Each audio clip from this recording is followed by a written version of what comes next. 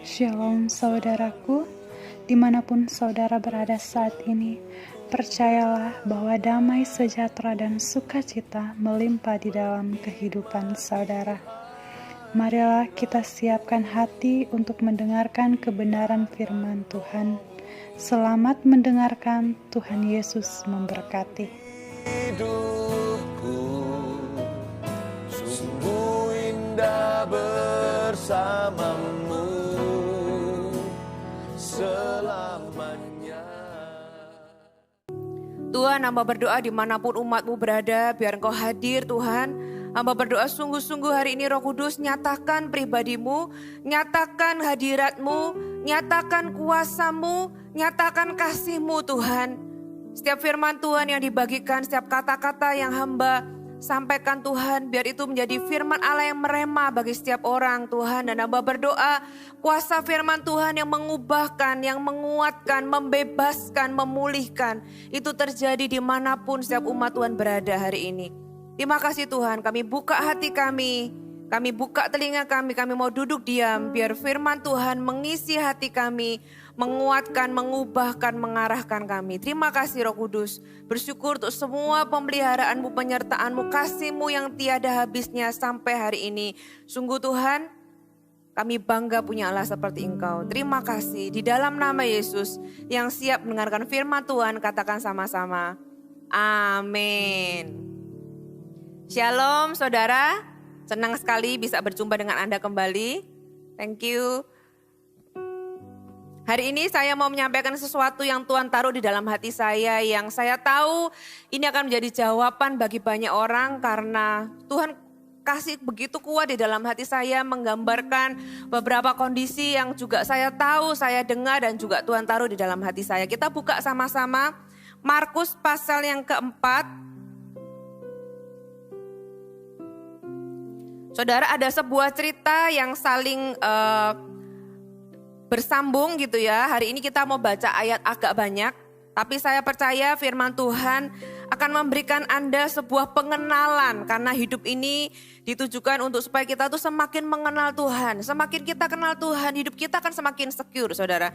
Semakin kita kenal siapa yang kita sembah, kita semakin rest, kita semakin hidup kita ini semakin enak, semakin percaya untuk mempercayakan segala sesuatu di dalam kehidupan kita. Markus pasal yang keempat, mulai ayat yang ke-35. Ya, di sini dikatakan pada hari itu waktu hari sudah petang. Jadi hari itu hari sudah petang. Sepanjang hari Yesus mengajar. Kalau saudara baca ayat-ayat sebelumnya, Yesus itu mengajar, memberikan perumpamaan, ada tentang biji sesawi, ada tentang penabur gitu ya, ada tentang pelita dan sebagainya. Tuhan mengajar orang banyak, dan setelah seharian itu Yesus mengajar, seharian itu Yesus melayani banyak orang. Dikatakan sesudah hari itu petang, Yesus berkata kepada mereka, siapa mereka? Mereka adalah murid-muridnya. Ya, Yesus bilang, marilah kita bertolak ke seberang. Mereka meninggalkan orang banyak itu yang Yesus layani. Lalu Yesus dan murid-muridnya ini bertolak dan membawa Yesus beserta dengan mereka dalam perahu, di mana Yesus telah duduk dalam perahu-perahu lain juga menyertai dia. Ya, lalu mengamuklah taufan yang sangat dahsyat dan ombak menyembur masuk ke dalam perahu sehingga perahu itu mulai penuh dengan air. Saudara, ini mulai ada sebuah, kalau di film itu mulai ada konflik gitu ya, mulai ada masalah. Di tengah jalan, di tengah danau tiba-tiba ada taufan. Kemudian pada waktu itu Yesus sedang tidur. Mungkin Yesus capek ya, saudara tahu kalau khotbah seharian itu memang gak gampang secara fisik. Saudara, Yesus itu tidur di buritan di sebuah tilam. Maka murid-muridnya itu membangunkan dia dan berkata kepadanya, Guru, Engkau gak peduli kalau kita binasa. Berapa banyak dari kita kalau kita itu panik. Gitu ya, kita ini menghadapi badai kehidupan yang gak disangka. Apalagi dalam kondisi fisik sudah lelah. Seharian melayani, ada pelayanan, ada pekerjaan. Tiba-tiba di tengah malam, Yesus malah bukannya ngajak istirahat, malah ngajak bertolak ke seberang. Mungkin murid-murid bertanya, ngapain, ada apa di seberang? Nanti kita akan tahu ceritanya gitu ya. Di tengah jalan ada badai, ada taufan. Dan Yesus ngapain? Yesus tidur. Nah, murid-muridnya bilang, Yesus atau Guru, Engkau gak pedulikah kalau kita ini binasa? Berapa banyak dari kita kalau kita menghadapi badai, kita tuh langsung tuding Tuhan. Kita itu punya asumsi yang buruk sama Tuhan. Tuhan gak pedulikah kalau aku ini ngalami ini? Gitu ya. Tuhan langsung kita tuding, Tuhan kok begini? Tuhan kok jahat? Tuhan gak peduli. Murid-murid ini panik ketika mereka menghadapi angin taufan yang dahsyat. Saudara, perikop ini ada paralelnya, ada di Matius 8, saudara juga bisa lihat. Dan di Lukas pasal yang ke-8 juga. Ya, kalau di Lukas dikatakan mereka itu sampai ada di dalam stage bahaya. Mereka itu mungkin bisa tenggelam, mungkin mereka mengalami sebuah situasi yang ekstrim. Sehingga murid-murid itu panik. Nah, apa yang terjadi? Ayat 39, ia pun bangun, menghardik angin itu dan berkata kepada danau itu, diam, tenanglah. Lalu angin itu reda dan danau itu menjadi teduh sekali. Ya, lalu ia berkata kepada mereka, mengapa engkau begitu takut? Mengapa kamu tidak percaya? Izinkan Yesus hari ini bagi Anda yang mengalami badai, Tuhan berkata, mengapa engkau begitu takut, hai anak-anakku? Mengapa engkau gak percaya? Bukankah aku ada di dalam perahumu?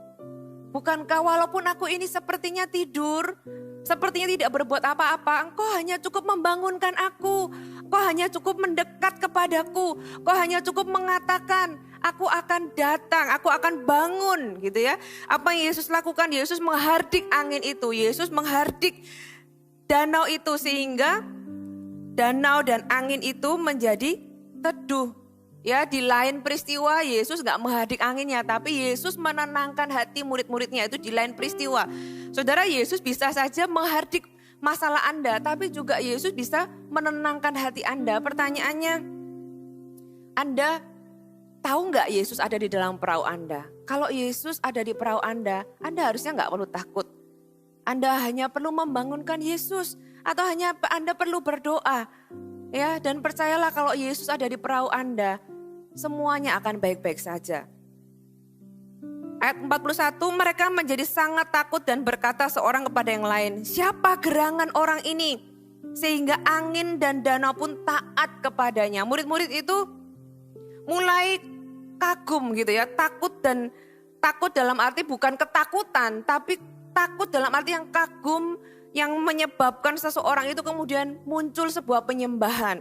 Ya, orang ini menyadari, murid-murid menyadari bahwa Yesus itu punya otoritas terhadap alam. Nah, kemudian perhatikan kita masuk ke Markus pasal yang ke-5 karena peristiwa ini berurutan. Kalau saudara baca di Matius juga peristiwa yang sama itu juga kronologis. Mulai dari angin ribut, kemudian mereka sampai ke sebuah tempat. Di Lukas juga sama. Ya, di Markus pasal yang ke-5 ayat yang pertama, lalu sampailah mereka di seberang danau. Saudara, saya percaya ini bukan hal yang mudah untuk melalui badai, taufan dan sebagainya. Apalagi sampai di stage mereka itu cukup mengalami cuaca ekstrim sehingga mereka bahaya gitu ya. Dan sampailah mereka ke seberang danau. Perjalanan yang cukup lama, yang cukup melelahkan, yang cukup membahayakan. Dari capek pelayanan gitu ya, Yesus mengajak murid-muridnya itu bertolak ke seberang. Mungkin murid-muridnya bertanya dalam hati gitu kan, seringkali murid kan gak berani tanya. Dia berpikir mau ke seberang ini kemana ya, mau ngapain ya, padahal kita sudah lelah. Tapi murid-murid itu taat dan sampailah mereka ke seberang danau. Di daerah orang Gerasa, ini yang menarik, daerah orang Gerasa ini adalah orang di luar Yahudi. Ya, apa yang membuat cerita ini menarik adalah saya bertanya-tanya, Yesus ini ngapain ya ke tempat orang di luar, di daerah yang bukan orang Yahudi. Gerasa ini Gentiles ya, orang-orang yang bukan Yahudi. Tempatnya di seberang tenggara Danau Galilea.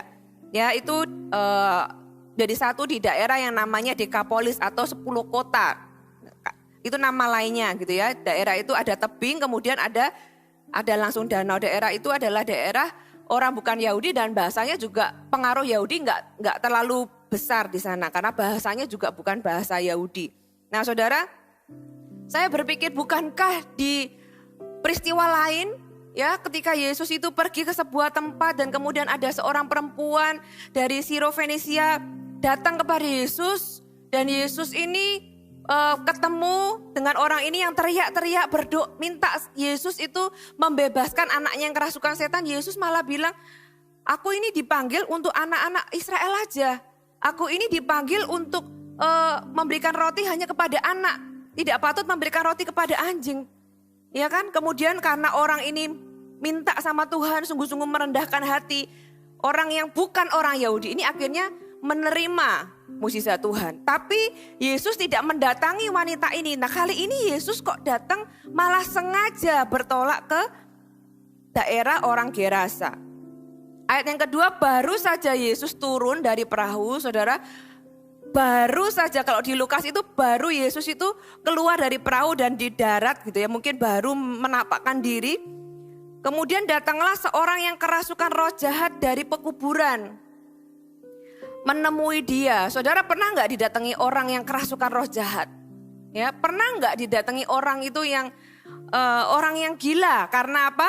Kenapa saya bilang itu gila? Karena di Lukas dikatakan orang itu sudah lama tidak berpakaian, sudah lama tidak tinggal di dalam rumah dan tinggalnya di dalam kuburan. Saudara, orang ini adalah orang yang sudah lama mengalami kerasukan roh jahat. Ketika Yesus datang, orang ini langsung mendatangi Yesus. Ayat yang ketiga, orang itu diam di sana dan tidak ada seorang pun lagi yang sanggup mengikatnya sekalipun dengan rantai. Karena sudah sering ia dibelenggu dan dirantai, tetapi rantainya diputuskannya dan belenggunya dimusnahkannya sehingga tidak ada seorang pun yang cukup kuat untuk menjinakkannya. Oke, sampai sini. Saudara, yang pertama tadi menarik, Yesus itu dengan sengaja pergi ke daerah yang di luar Yahudi. Sesuatu yang di luar kebiasaan Yesus.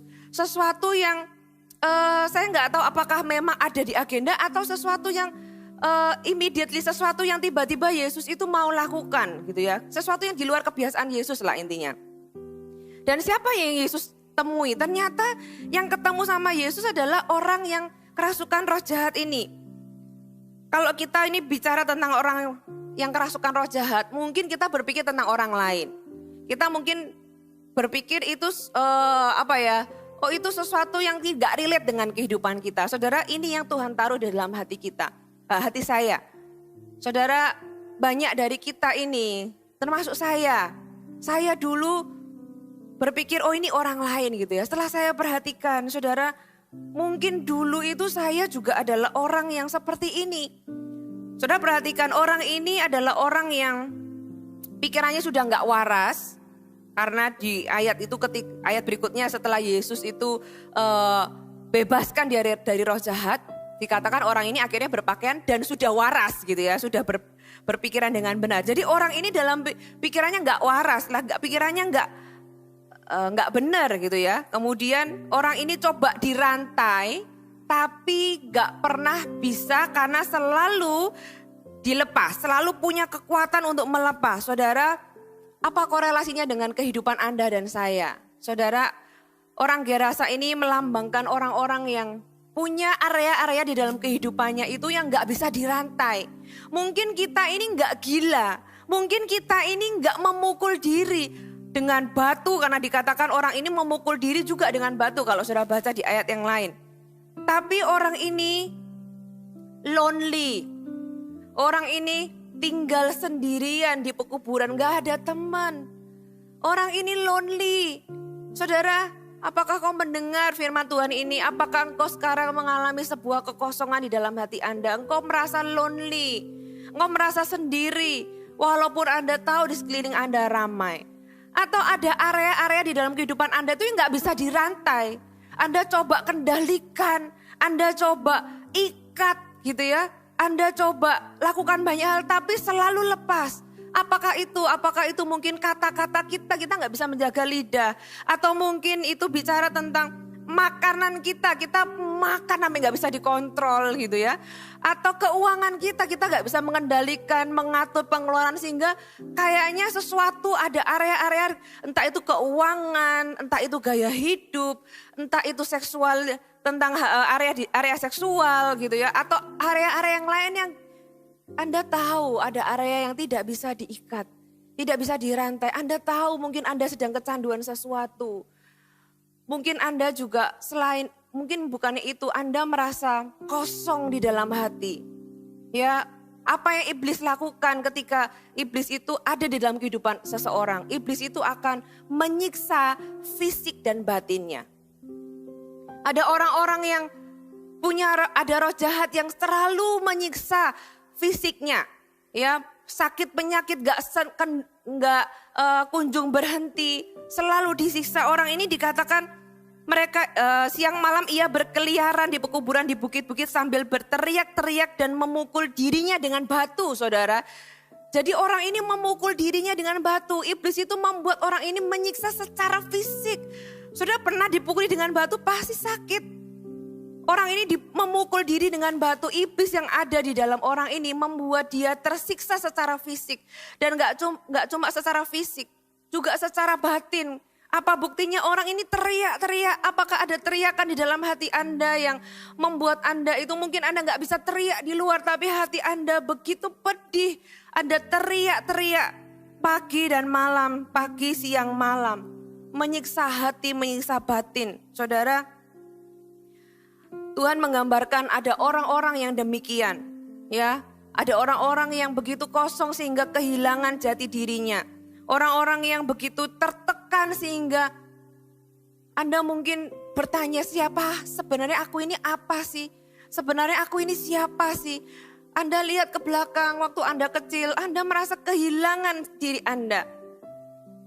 Saya berkhotbah untuk Anda, firman Tuhan ini juga untuk Anda. Kalau ada orang-orang yang mungkin Anda merasa I'm fine, aku baik-baik saja. Sampaikan firman Tuhan ini untuk orang-orang yang Anda kasih yang juga mengalami apa yang saya katakan. Tapi saya percaya kita semua ini punya kegilaannya masing-masing. Ada area-area yang kita ini gak bisa tundukkan. Ada area-area yang coba dirantai selalu lepas. Saudara butuh seorang pribadi yang punya otoritas. Butuh seorang pribadi yang punya kuasa lebih dari apa yang kita bisa lakukan. Namanya adalah Yesus. Saudara, kalau Yesus datang kepada orang ini, Yesus mau membebaskan orang ini. Yesus juga mau membebaskan Anda. Ini adalah sesuatu yang di luar pelayanannya Yesus, tapi Yesus itu datang. Dikatakan di ayat yang ke-6, ketika ia melihat Yesus dari jauh, dia berlari mendapatkannya lalu menyembahnya.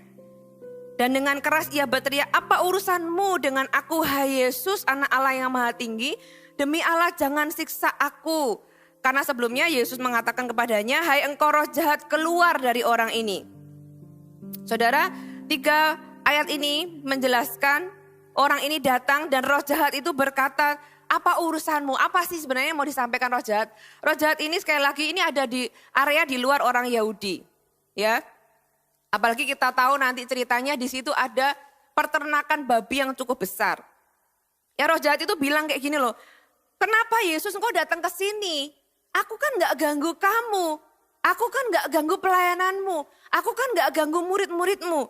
Lagian ini kan lokasinya di luar pelayanan kamu, di luar Yahudi. Ngapain? Kenapa kamu usir aku? Kalau aku ini di daerah orang Yahudi, kalau aku ini mengganggu bait Allah, kalau aku ini mengganggu anak-anakmu orang Israel, kalau aku ini mengganggu murid-muridmu, ya nggak apa-apa kamu ngusir aku. Tapi kan ini di luar daerah orang Yahudi. Ini kan orang-orang yang bukan orang-orang kalau orang Yahudi bilang waktu itu adalah orang kafir gitu ya. Orang yang gak percaya, orang yang tidak satu rumpun gitu ya. Ini kan bukan daerahmu. Aku lo ganggu juga orang-orang yang bukan Yahudi. Kenapa kamu mau ngusir aku gitu, seolah-olah roh jahat bilang gitu. Kan kalau aku di Israel dan kamu usir aku ya fine. Tapi kan ini di luar. Iblis berusaha bilang, jangan usir aku. Tapi Tuhan itu hardik roh jahat ini, kok keluar dari orang ini. Kemudian ia bertanya kepada orang itu, siapa namamu? Jawabnya, namaku Legion karena kami banyak. Ia memohon dengan sangat supaya Yesus jangan mengusir roh-roh itu keluar dari daerah itu. Saudara, Yesus tanya kepada orang ini, siapa namamu? Perhatikan, bukan karena Yesus butuh informasi siapa nama roh jahat. Ya Yesus gak perlu tahu, makanya kalau kita ngusir setan kita gak perlu bernegosiasi atau kita tanya siapa nama kamu dari mana, kita gak perlu semua informasi itu. Yesus itu tanya sama orang ini karena Yesus mau memberikan sebuah pewahyuan. Orang ini sudah kehilangan dirinya, orang ini bahkan gak tahu masalahnya gitu ya. Akhirnya dia jawab, namaku Legion. Legion itu roh jahat atau sebuah pasukan, kalau Legion itu bicara tentang Romawi, ada pasukan sekitar 6.000 orang Romawi, begitu banyak roh jahat. Ya, kalau itu di dalam kehidupan kita, mungkin pertanyaannya adalah seperti ini. Apa masalahmu? Siapa nama masalahmu? Apa yang membuat engkau gila? Tanda kutip ya, apa yang membuat engkau mengalami semua ini? Apa yang membuat engkau depresi? Apa masalahmu? Mungkin depresi itu sendiri adalah masalahnya. Gitu ya, apa masalahmu? Kita harus tahu. Makanya dijawab, namaku Legion karena kami banyak. Kemudian roh itu memohon supaya Yesus gak mengusir roh jahat itu keluar dari daerah itu. Roh jahat itu gak begitu gampang, apalagi saudara tahu kalau orang itu sudah tinggal di sebuah tempat tiba-tiba diusir begitu saja kan gak semudah itu mau pergi. Roh jahat itu gak semudah itu, dia sudah lama, di Lukas dikatakan sudah lama, berarti roh jahat itu sudah merasuki orang ini sudah lama sekali. Tapi Yesus tetap minta roh jahat itu keluar. Ayat 11 adalah di sana di lereng bukit sejumlah besar babi sedang mencari makan. Lalu roh itu meminta kepadanya katanya, suruhlah kami pindah ke dalam babi-babi itu, biarkanlah kami memasukinya. Yesus mengabulkan permintaan mereka, lalu keluarlah roh jahat itu dan memasuki babi-babi itu. Kawanan babi yang kira-kira 2.000 jumlahnya itu terjun dari tepi jurang ke dalam danau dan mati lemas di dalamnya. Saudara, menarik sekali, Yesus itu kabulkan, ternyata gak cuma doa kita yang dikabulkan. Iblis itu minta sesuatu, dia minta oke Tuhan, jangan usir aku keluar dari teritori ini. Dia lihat ada babi, kemudian roh jahat itu minta suruhlah kami. Kenapa dia gak langsung pergi gitu ya? Ternyata iblis itu tahu yang namanya perintah. Suruhlah kami pindah ke babi-babi itu. Biarlah kami memasukinya. Yesus mengizinkan, akhirnya roh jahat itu pindah ke dalam babi itu. Kemudian babi itu langsung ketika roh jahat masuk, terjun ke dalam danau babinya itu, kemudian mati lemas di dalamnya. Waktu saya baca ini yang menarik adalah saya berpikir, waktu roh jahat itu masuk ke dalam babi itu kan langsung mati. Betul enggak? Babi itu langsung terjun ke dalam jurang, kemudian mati. Kenapa roh jahat ini ketika masuk ke dalam orang yang dirasukinya, kok enggak buat orang itu mati ya? Padahal begitu dia masuk ke dalam babi langsung mati, langsung terjun ke dalam jurang langsung mati. Saudara, Yesus belum selesai dengan hidupmu. Seberapa berat masalahmu, bahkan se-ekstrim kalau kita ini sampai seperti orang gila. Selama Anda masih hidup, itu berarti ada kesempatan pekerjaan Tuhan itu terjadi. Iblis itu gak berkuasa sampai ke nyawa seseorang. Saudara bayangkan, iblis itu begitu masuk ke dalam babi itu langsung mati. Tapi iblis itu ketika merasuki manusia ini, sekian lama iblis itu gak buat manusia ini mati. Saudara, begitu kesempatan ketika kita ini masih hidup, seberapa parahnya kehidupan kita. Selama kita masih hidup, itu adalah kesempatan pekerjaan Tuhan itu bekerja dan membebaskan Anda. Ada orang-orang yang mungkin gitu ya, di luar secara penampilan cantik atau cakep, populer, tapi di dalam hati kosong, bahkan harus minum obat penenang setiap hari. Minum harus obat-obatan setiap hari. Saudara, gak ada yang salah atau buruk kalau itu memang diperlukan. Tapi saya mau kasih tahu sebuah kebenaran. Engkau tidak harus hidup selamanya seperti itu. Ada seorang pribadi yang punya kuasa yang lebih besar. Engkau mungkin selama ini berusaha merantai. Obat-obatan itu kan untuk mengontrol, untuk mencoba mengendalikan. Tapi ada sebuah kuasa yang bisa membebaskan. Tidak cuma sekedar dirantai, tidak cuma sekedar dikendalikan, tidak cuma sekedar bahkan ada orang-orang itu sampai dipasung, tapi Yesus itu bisa menyembuhkan dan membebaskan Anda. Karena apa? Kenyataannya Anda masih hidup. Itu adalah sebuah mukjizat pertama yang Anda harus rayakan. Dan ketika kita masih hidup, Anda punya kesempatan ketemu dengan Yesus dan Yesus bisa membebaskan Anda. Ayat 14, maka larilah penjaga-penjaga babi itu dan menceritakan hal itu di kota dan di kampung-kampung sekitarnya. Lalu keluarlah orang untuk melihat apa yang terjadi. Mereka datang kepada Yesus dan melihat orang yang kerasukan itu duduk, sudah berpakaian, gitu ya, karena dulunya sudah lama tidak berpakaian. Dan sudah waras, yang tadi saya bilang, pikirannya itu kembali. Orang yang tadinya kerasukan legion itu, maka takutlah mereka. Ya, orang-orang yang telah melihat sendiri hal itu menceritakan kepada mereka tentang apa yang telah terjadi atas orang yang kerasukan setan itu dan tentang babi-babi itu. Lalu mereka mendesak Yesus supaya ia meninggalkan daerah mereka. Saudara, sekali lagi kalau saudara baca, saya biasanya kalau baca Alkitab saya melibatkan perasaan saya di dalamnya. Saya mau bagaimana ya kayak kalau saya itu ada di posisi, ada di lokasi itu dan melihat kejadian itu. Apa yang Yesus coba sampaikan lewat peristiwa ini?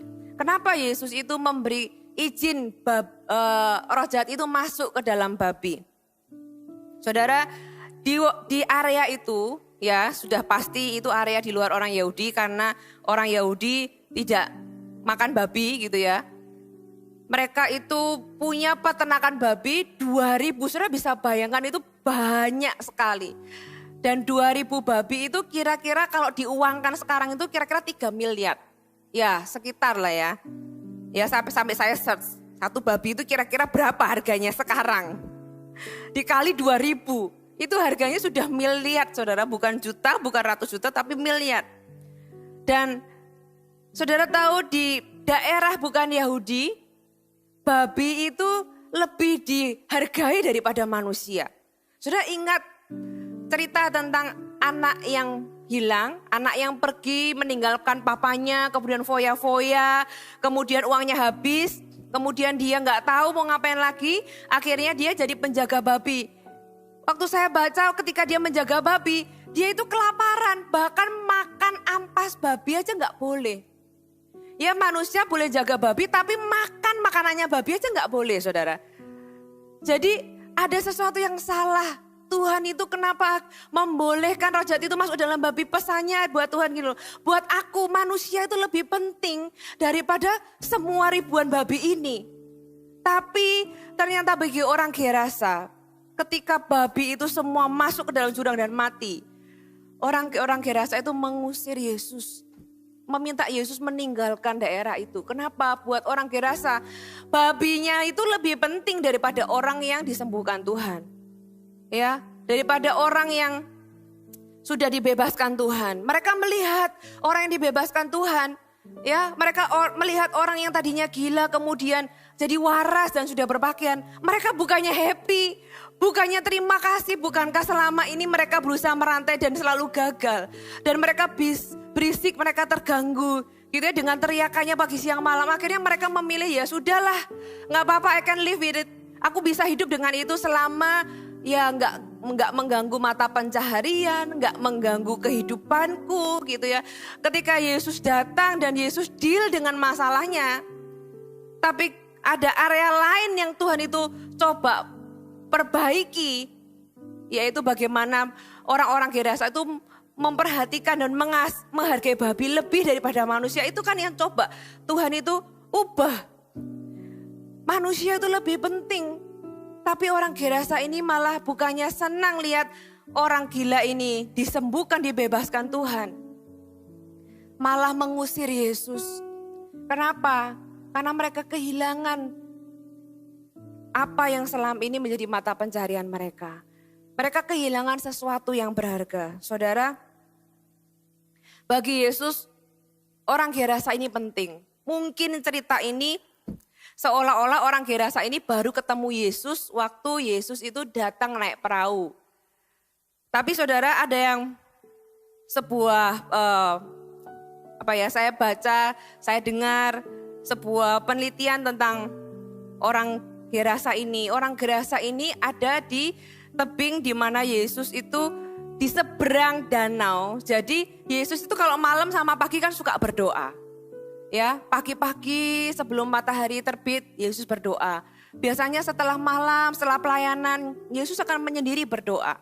Nah, ternyata di seberang danau itu ada orang yang siang dan malam teriak-teriak. Saudara pernah nggak tinggal di sebuah tempat itu yang Anda dengar ada orang itu teriak-teriak? Yesus itu mungkin sudah mendengar orang ini bukan pertama kalinya. Orang ini baru ketemu Yesus, tapi Yesus sudah tahu orang ini. Mungkinkah itu yang membuat Yesus akhirnya mengambil waktu dan pergi ke seberang? Karena Yesus mendengar ada sebuah teriakan yang menyayat hati. Ada sebuah teriakan yang dia dengar sementara dia berdoa kepada Bapa. Dia mendengar orang Gerasa ini teriak-teriak. Apakah itu berarti Yesus itu mendengar teriakan Anda? Yesus mendengar jeritan hati Anda.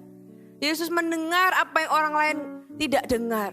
Yesus dengar ketika di malam hari, di pagi hari, atau ada waktu-waktu Anda menjerit. Orang lain enggak dengar, Yesus dengar. Dan Yesus mau datang seperti Yesus datang kepada orang Gerasa ini. Karena buat Yesus manusia itu berharga. Anda adalah harta buat Yesus. Manusia itu jauh lebih berharga daripada ribuan babi. Makanya Yesus kasih tahu, sudah kamu gak apa-apa. Babi 2000 itu mati gak apa-apa. Aku demi untuk orang ini aku rela. Gitu ya. Dibandingkan dengan babi 2000 itu.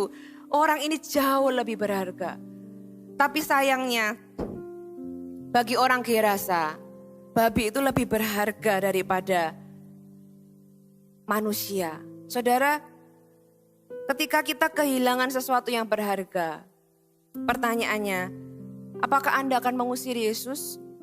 Apakah Anda akan menuding Yesus? Yesus kok ambil sesuatu yang berharga dari hidupku? Berarti Yesus gak lebih berharga daripada apa yang berharga itu. Saudara, kalau ada sesuatu yang berharga itu diambil dari hidup kita, sebenarnya itu adalah sebuah kesempatan untuk kita berkata kepada Tuhan, Tuhan, ini memang berharga, tapi Engkau jauh lebih berharga. Engkau jauh lebih bernilai. Seperti Daud ketika dia bertobat di hadapan Tuhan. Dia berkata, Tuhan kau bisa ambil semuanya, tapi jangan ambil rohmu daripadaku. Iblis itu tidak mau apa yang dia coba ambil itu bukanlah harta Anda. Bukanlah reputasi Anda, bukanlah tahta Anda, tapi hubungan Anda dengan Tuhan. Saudara ingat cerita Ayub, satu kali iblis datang dari mengelilingi bumi, datang kepada Tuhan. Tuhan tanya, kamu dari mana? Aku mau mengelilingi bumi. Kemudian Tuhan bilang, kamu tahu nggak hambaku Ayub? Kamu sempat mampir nggak ke sana? Tuhan membanggakan. Aku punya hamba Ayub, takut akan Tuhan, dia hidup saleh, berkenan. Iblis berkata, iyalah, dia takut akan Tuhan kan karena kamu berkati.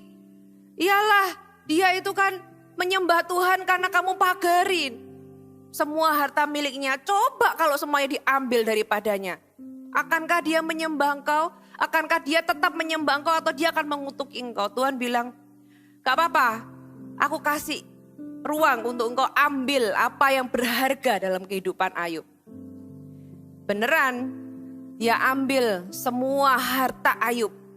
Ayub orang yang kaya raya diambil semua. Anak-anaknya apa yang lebih berharga? Keluarganya, saudara. Diambil semua 10 anaknya meninggal seketika. Saudara bisa bayangkan itu bukan sesuatu yang mudah. Tapi Ayub itu di dalam bersimpu debu. Dia tetap menyembah kepada Tuhan. Dia berkata Tuhan yang memberi, Tuhan yang mengambil. Terpujilah nama Tuhan. Buat dia semuanya hilang selama aku gak kehilangan Tuhan. Dia pegang harta yang paling mulia itu. Kalau ada hal yang kita ini kehilangan sesuatu. Kalau kita usir Tuhan hanya gara-gara kita kehilangan yang berharga. Berarti apa yang sedang kita katakan adalah, Tuhan, Engkau gak lebih berharga daripada apa yang berharga ini. Apa itu? Saudara bisa jawab sendiri. Apakah itu mata pencaharian? Apakah itu keluarga? Apakah itu mimpi? Saudara, di dalam kehidupan kita ini pasti ada masa-masa kita kehilangan sesuatu. Saya mengalami banyak kehilangan hal-hal yang berharga di dalam kehidupan saya selama beberapa kali, dan itu memukul saya sedemikian rupa sehingga saya ini mungkin membayangkan seperti orang yang kerasukan setan ini. Saya kosong, ya, pikiran sudah tanda kutip gak waras gitu ya. Kemudian fisik juga sakit, batin juga sakit. Saudara, kita ketika kehilangan sesuatu, tapi sampai satu titik saya berpikir, Tuhan, apalagi sih di dalam kehidupan ini? Semua ini bisa hilang. Mimpi Anda, mungkin apa yang pernah Anda mimpikan tentang pekerjaan Anda, tentang pernikahan Anda, tentang hubungan Anda, tentang keuangan Anda, ditipu orang, diambil, kehilangan orang yang berharga, orang yang Anda kasihi. Impian Anda hancur, akankah Anda masih tetap bisa berkata bahwa selama aku punya Yesus, aku punya sesuatu yang terbaik, itu tidak diambil daripadaku. Saudara, pelajaran dari orang Gerasa ini, pertanyaannya adalah apa yang berharga di hidup Anda? Bagi Yesus, Anda adalah seseorang yang berharga. Manusia itu adalah harta sejati untuk Yesus. Pertanyaannya, apakah Yesus adalah harta sejati untuk Anda? Yesus itu rela demi ketemu orang Gerasa yang teriakannya didengar beberapa kali ketika dia berdoa. Dia rela menghadapi angin, dia rela capek-capek pelayanan. Mungkin jadwalnya begitu penuh gitu ya, sehingga dia ambil curi-curi waktu. Oke lah, aku memang capek seharian sudah pelayanan, tapi aku ini gak tega setiap kali berdoa, aku selalu dengar orang ini teriak-teriak. Akhirnya malam-malam harusnya Yesus tidur, harusnya Yesus istirahat. Yesus memilih untuk kita bertolak ke seberang. Ada orang yang memerlukanku di sana. Ada orang yang begitu teriakannya aku dengar, yang aku mau membebaskan orang ini. Yesus dalam kondisi lelah, dia pergi mendatangi orang ini untuk membebaskan orang ini. Dan ketika di sana dia menemukan sebuah nilai yang ternyata salah gitu ya. Manusia lebih rendah daripada babi. Ketika Yesus membebaskan orang ini, roh jahat minta pindah ke babi. Tuhan bilang, demi orang ini silahkan pindah. Karena buat aku, orang ini, buat Yesus, orang ini jauh lebih berharga. Lihatlah betapa Yesus itu menghargai seorang manusia begitu mulia. Dia rela manusia dibandingkan dengan uang mata pencaharian yang begitu besar. Yesus memilih untuk membebaskan orang ini. Pertanyaannya, kalau Anda adalah harta sejati, harta yang mulia untuk Yesus, sehingga Yesus rela datang membebaskanmu. Pertanyaannya, apakah engkau juga melihat Yesus, menganggap Yesus sebagai harta yang mulia, harta yang sejati? Ketika ada kehilangan di dalam kehidupan Anda, ketika hidup Anda seolah-olah diputar balik, banyak hal hilang, impian kandas, apakah Anda masih bisa berkata bahwa Yesus, selama aku punya Engkau segalanya buat aku. Gak ada yang bisa menukar Engkau di dalam kehidupanku. Ya, kadang orang sedih karena kehilangan, ambil waktu untuk berduka. Tapi jangan usir Yesus. Saudara perhatikan, Yesus ketika diusir, Yesus pulang. Yesus kita ini orang yang gentle. Kalau kita menolak Yesus, Yesus gak akan paksa. Makanya di Wahyu dikatakan Yesus itu mengetok pintu. Yesus itu pribadi yang gentle. Yesus gak paksa. Kalau saudara jadi murid-murid Yesus, ya, apa yang Anda lakukan? Orang ini gak tahu terima kasih, gitu kan? Orang sudah dibantu, sudah dibebaskan. Kamu kan berusaha kan? Dari dulu berusaha untuk menjinakkan, untuk mengendalikan orang ini gak bisa kan? Ini Yesus datang. Seketika itu juga sembuh, waras, bebas. Gitu ya. Bukannya terima kasih malah diusir. Dan Yesus gak marah. Dia gak, ya kalau murid-muridnya bilang itu sambar petir aja gitu kan. Kayak Yohanes bilang biar itu disambar petir. Yesus gak ngomong apapun. Begitu diusir, Yesus pulang saudara. Bagaimana Yesus dalam kehidupan Anda? Kalau Anda mengalami kesulitan, jangan tolak Yesus. Begitu kita menolak dia nggak akan paksakan dirinya kepada kita. Dia mengetok pintu, mau nggak engkau membukakan pintu bagiku? Kalau kita menolak Yesus, Yesus akan pergi. Mungkin dia sedih, dia ditolak. Tapi Tuhan nggak akan maksa. Kemudian dikatakan di sini, ayat 18, pada waktu Yesus naik lagi ke dalam perahu, orang yang tadinya kerasukan setan itu meminta supaya ia diperkenankan menyertai dia.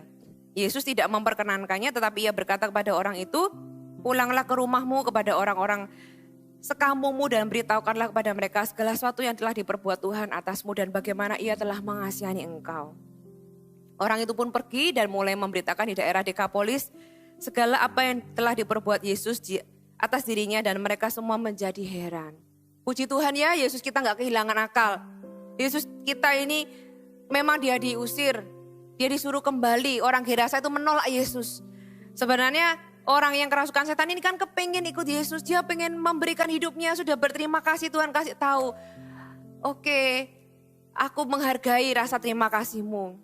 Sekarang rasa terima kasihmu itu berikan kepada orang-orang yang ada di sekelilingmu. Jadi Yesus gak kehilangan akal, Yesus juga mengasihi ke orang-orang Gerasa lainnya yang menolak dia. Tapi karena Yesus ditolak kan Yesus gak bisa paksakan dirinya. Ada orang ini yang Tuhan sudah bebaskan.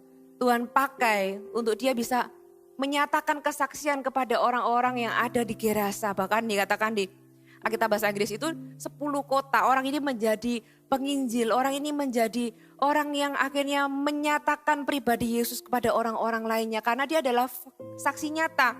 Kesaksian yang nyata. Orang kerasukan setan ini adalah orang yang cukup terkenal, saudara. Jadi bukan orang yang yang gak ada yang kenal sendirian. Bukan. Orang ini teriakannya itu ekstrim. Ya. Sehingga orang banyak ini coba dan kenal gara-gara orang ini cukup ekstrim. Nah karena keterkenalannya dia itu dari yang negatif Tuhan ubahkan. Kayak Paulus saudara, orang yang ekstrim gila gitu ya. Dibebaskan Tuhan, dia jadi penginjil yang luar biasa. Saya percaya ini juga adalah cikal bakal orang-orang yang bukan Yahudi itu mendengar tentang Yesus. Hari ini kalau Anda masih ada di stage seperti orang ini, izinkan hari ini Yesus membebaskan Anda. Dan setelah itu, izinkan Yesus memakai Anda. Siapa bilang orang yang kerasukan setan ini hidupnya akan selamanya seperti itu? Yesus mendengar teriakan Anda. Yesus mendengar doa Anda. Yesus tahu hati Anda. Dan Yesus mau datang membebaskan Anda. Karena apa? Karena selama ini Anda sudah mencoba kan? Anda sudah coba ke sini, Anda coba terapi itu, Anda coba obat ini, Anda lakukan banyak hal. Dan gak bisa, sama seperti orang ini gak bisa diapa-apain. Kita butuh Yesus. Ada seorang pribadi yang punya otoritas yang luar biasa yang hari ini bisa membebaskan Anda. Saya mau berbicara kepada Anda, hidup Anda belum selesai. Tuhan bisa memutar balikkan kehidupan Anda sedemikian rupa. Kalau Anda dibebaskan Tuhan, jadilah saksi yang luar biasa. Yang berikutnya saya juga berkata kepada Anda, kalau ada orang-orang yang hari ini mengalami kehilangan di dalam kehidupan Anda, selama Anda masih punya Yesus, jangan tolak Yesus. Yesus itu jauh lebih berharga. Apa yang hilang itu Yesus bisa pulihkan. Kita harus tahu siapa dan apa yang paling berharga. Anda adalah harta sejati untuk Yesus. Apakah Yesus sudah menjadi harta sejati di dalam kehidupan Anda? Adakah yang lebih berharga dari Yesus dalam kehidupan Anda? Hari ini renungan firman Tuhan ini saya minta pemain musik. Kita masuk dalam hadirat Tuhan. Saudara, saya berdoa firman Tuhan ini memberikan jawaban bagi Anda. Saya minta Roh Kudus dimanapun umatmu berada hari ini, biar mereka berjumpa dengan kuasa yang membebaskan. Kalau engkau selama ini sudah berusaha dan engkau gak bisa, memang jawabannya gak pernah ada di kita dan manusia. Jawabannya selalu ada pada Yesus. Di dalam firman Tuhan ini dijelaskan bahkan danau dan angin pun taat kepada Yesus. Apalagi roh jahat, apalagi masalah Anda. Apa yang hati Anda alami, hidup Anda alami. Semuanya bisa bertekuk lutut di bawah kaki Yesus. Katakan amin. Dan siapa yang Anda paling cintai di hidup ini? Kita mau katakan sungguh-sungguh Yesus, Yesus. Yesuslah segalanya bagi hidup kami. Mulai perbarui komitmen Anda, perbarui cinta Anda kepada Yesus. Siapa Yesus bagi Anda? Pertanyaannya, apakah Anda seperti Ayub atau Anda seperti orang Gerasa? Ini adalah kesempatan untuk kita kembali mengembalikan posisi Yesus itu di posisi yang seharusnya. Mengembalikan nilai yang seharusnya bahwa Yesus adalah harta satu-satunya di atas segala sesuatu dalam kehidupan kita. Amin. Kita nyanyikan lagu ini. Yesus, Yesus, Kau berarti bagiku. Oh Yesus, Yesus, Kau segalanya bagiku. Katakan dengan sungguh-sungguh Yesus, Yesus. Yesus, Yesus, Kau berarti bagiku. Oh Yesus, Yesus, Kau segalanya bagiku. Yesus,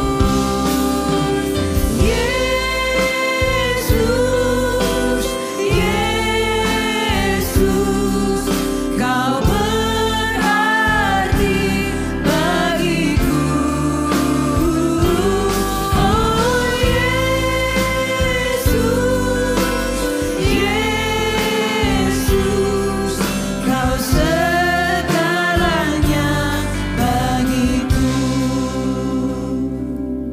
Saat ini saya mau berdoa bagi Anda dimanapun Anda berada. Kalau Anda tahu Anda adalah seperti orang yang saya katakan tadi. Engkau mungkin gak kerasukan roh jahat. Mungkin engkau gak punya roh jahat karena engkau adalah seorang anak Tuhan. Tapi engkau tahu pagi siang malam engkau tersiksa. Engkau punya konflik batin. Mungkin engkau tertekan. Engkau punya depresi, mungkin burnout, engkau gak tahan lagi menghadapi tekanan hidup ini. Ini waktunya Yesus datang dan menghampiri Anda. Bahkan kalau hari ini ada orang-orang yang masih diikat oleh roh jahat. Aku berkata di dalam nama Yesus, roh jahat keluar dari orang ini di dalam nama Yesus. Yesus hadir dimanapun engkau berada. Dan hari ini aku melihat semua rantai itu diputuskan di dalam nama Yesus. Apa yang hari ini mengikat engkau, yang selama ini membuat engkau tidak bisa kemana-mana. Apa yang membuat engkau kecanduan, apa yang membuat engkau tertekan, apa yang membuat engkau selalu pagi siang malam membuat hatimu menjerit. Yesus mendengar teriakanmu. Dan hari ini adalah harimu di mana Yesus datang dengan otoritas Allah yang maha kuasa. Bahkan iblis pun tahu siapa dia. Iblis tahu dia adalah Allah yang maha tinggi. Dan hari ini aku berkata setiap sakit penyakit, setiap mental illness, setiap depresi, burnout, apapun itu, apa yang manusia bisa kasih label. Aku berkata hari ini bertekuk lutut di bawah kaki Yesus. Hari ini biar nama Yesus ditinggikan di dalam kehidupanmu. Be free in Jesus name. Jadilah bebas di dalam nama Yesus. Kebebasan yang selama ini kau cari, kau tunggu, kau pergi ke sana sini. Hari ini terima di dalam hadirat Tuhan. Di dalam nama Yesus. Terima di dalam nama Yesus. Hari ini hamba juga berdoa, Tuhan, kau melihat kehidupan anak-anakmu. Biar kau masuk ke dalam hati mereka. Aku melihat ada orang-orang, saya melihat ada orang-orang yang dipulihkan. Dikatakan orang ini sudah lama tidak berpakaian, orang ini akhirnya berpakaian dan sudah waras. Apa yang selama ini membuat kau gila secara pikiran, Tuhan membuat pikiranmu kembali kepadamu. Tuhan memulihkan di dalam nama Yesus. Kalau hari ini ada orang-orang yang Tuhan coba ubah secara nilai kehidupannya. Mungkin kau kehilangan sesuatu yang berharga. Dan kau menuding Yesus. Tuhan, kenapa kau ambil semua ini? Aku gak mau ke gereja lagi. Aku gak mau Yesus-Yesusan. Saudara, siapa yang lebih berharga dalam kehidupanmu? Yesus? Bukan? Atau uang? Orang? Atau mimpi Anda? Sehingga ketika itu hilang, kau juga menukar Yesus, bahkan membuang, bahkan mengusir Yesus dalam kehidupanmu. Saudara, bawa kembali Yesus. Jangan tolak Yesus. Mungkin impianmu bisa kandas.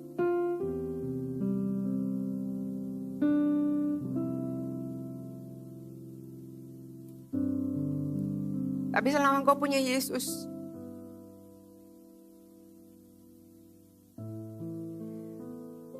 bagi Yesus, manusia adalah harta yang dia tukar dengan nyawanya. Bagi Yesus, Anda lebih berharga daripada nyawanya sendiri. Apakah Yesus lebih berharga dari nyawa Anda? Apakah Yesus lebih berharga dari impian Anda? Atau mereka semua itu lebih berharga daripada Yesus? Jangan tukar Yesus dengan apapun. Anda sudah dibayar dengan harga yang mahal. Hari ini izinkan Yesus menjadi satu-satunya yang paling berarti. Satu-satunya dan segalanya dalam kehidupan Anda. Kita nyanyikan lagu ini dengan sungguh-sungguh. Hampiri Yesus, katakan Yesus, Yesus kau berarti bagiku. Yesus, Yesus, kau berarti bagiku. Oh Yesus, Yesus, kau segalanya bagiku.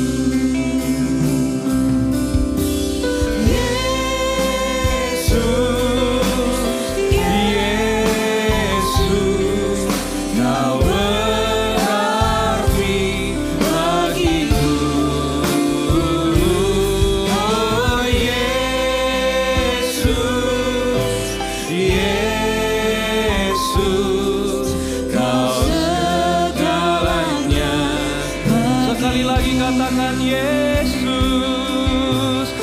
Yesus, Yesus, kau berarti bagiku. Oh Yesus, Yesus, Kau segalanya bagiku. Kami percaya firman Allah berkuasa. Tuhan kau berbicara sampai dalam lubuk hati kami, memisahkan tulang dan sumsum, memisahkan jiwa dan pertimbangan manusia. Tuhan kau berbicara dan memberikan jawaban. Firman-Mu adalah roh dan kehidupan, sanggup mengubahkan setiap pribadi. Ada kasih karunia di dalamnya, ada perubahan yang terjadi ketika firman dinyatakan. Kami mengucap syukur untuk firman-Mu, untuk kebenaran. Hari ini seluruh jemaat Tuhan dimanapun Anda berada, mari angkat tangan-Mu. Tuhan memberkati-Mu dan Tuhan melindungi-Mu. Tuhan menyinarkan wajah-Nya, menyinari engkau dengan wajah-Nya dan memberi-Mu kasih karunia. Dan Tuhan menghadapkan wajah-Nya kepadamu, memberi-Mu damai sejahtera. Hari ini aku menurunkan berkat daripada Allah Bapa, berkat daripada Yesus Kristus Putra Allah turun ke atasmu, dan berkat dari Allah Roh Kudus menyertai seluruh kehidupanmu, membimbingmu. Diberkatilah keluar dan masukmu, diberkatilah pekerjaanmu, diberkatilah keluargamu, pasanganmu, anak istrimu, suamimu.